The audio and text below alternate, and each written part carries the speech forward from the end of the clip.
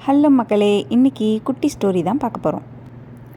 ஒரு அழகான கிராமத்தில் முன்னான்ற ஒரு பையன் கோழி ஆடுங்களை வச்சு சந்தோஷமாக வாழ்ந்து வந்துட்டு இருந்தானா.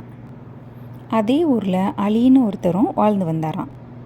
அவருக்கு இந்த முன்னா வளர்க்குற கோழிங்க மேலே ஒரு கண். எப்படியாவது இதில் ஒரு கோழியனாவது பிடிச்சி ஒரு நாள் அடித்து சாப்பிட்றணுன்னு திட்டம் போட்டாராம்.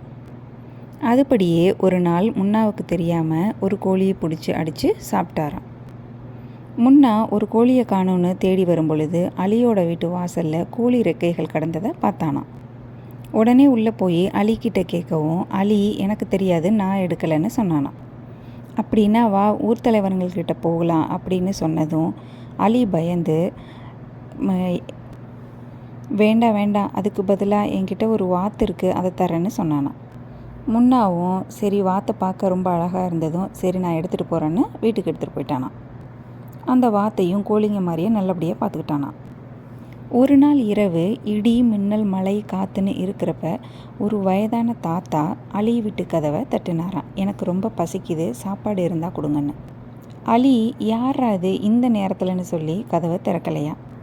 அவர் உடனே முன்னா வீட்டுக்கு போகவும் அவன் அன்பாக உள்ளே வாங்கன்னு கூப்பிட்டு சாப்பாடு கொடுத்து இங்கே வாத்து முட்டையும் இருக்குது, சாப்பிட்டு பாருங்கன்னு சொல்லி சந்தோஷமாக வழி அனுப்பி வச்சானான். அவர் போனதுக்கப்புறம் அடுத்த நாள்லேருந்து இந்த வாத்துகள் எல்லாம் தங்க முட்டைகளை போட ஆரம்பிச்சுதான். அதை பார்த்த முன்னாவுக்கு ரொம்ப சந்தோஷமாயிடுச்சு. அவனுக்கு தேவையானதை மட்டும் வச்சுக்கிட்டு மிச்ச காசு எல்லாத்தையும் ஊர் மக்களுக்கு செலவு பண்ணானான். ஆனால் அலிக்கு இவன் எப்படி மற்றவங்களுக்கெல்லாம் உதவி செய்கிறான், இதை எப்படியாவது கண்டுபிடிக்கணும்னு சொல்லி முன்னாவுக்கு தெரியாமல் முன்னா வீட்டுக்குள்ளே ஒரு நாள் இருந்தானான். காலையில் பார்த்தா வாத்து தங்க முட்டை இட்டுச்சான். இதை பார்த்த அலி உடனே ஊர் தலைவர்கள்கிட்ட போய் இந்த வாத்து என்னோடது, எனக்கே திருப்பி கொடுக்க சொல்லுங்கன்னு சொன்னானான். அதுக்கு தலைவர் 2 பேரையும் கூப்பிட்டு விசாரிச்சுட்டு இன்றைக்கி ஒரு நாள் மட்டும் வாத்து இங்கேயே இருக்கட்டும், நாளை காலையில் திரும்பி 2 பேரும் வாங்கன்னு சொல்லி அனுப்பிச்சிட்டாரான். வாத்து அடுத்த நாள் காலையில் தலைவர் வீட்லேயும் தங்க முட்டையை போட்டுச்சான்.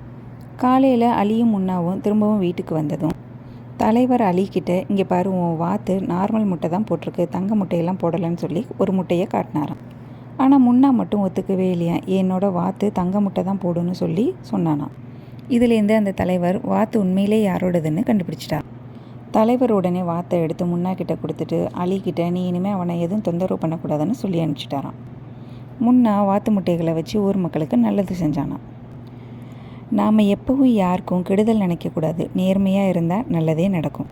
கடவுள் தான் அன்னைக்கு நைட்டு வயதான தோற்றத்தில் வந்தது. அதனால தான் வாத்து முட்டைகள்லாம் தங்கமாக மாறிடுச்சு. அவ்வளோதான் குட்டீஸ், நாளைக்கு வேறு வீடியோவில் பார்க்கலாம். எல்லோரும் சந்தோஷமாக இருப்போம், நல்லாவே இருப்போம். பாய்.